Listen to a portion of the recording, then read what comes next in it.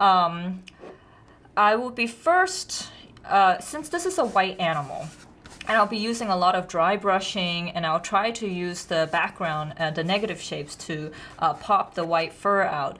And a lot of you probably heard of using masking fluid to save your whites for the paper.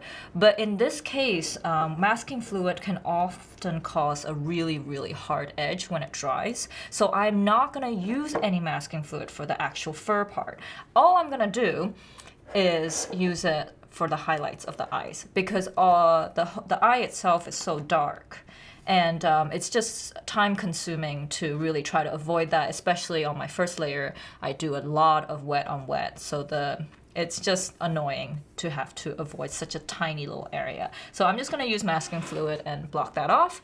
If you don't know how to use masking fluid, this is the brand I use, Grumbacher Masket. This is my favorite liquid frisket, which is another word for masking fluid.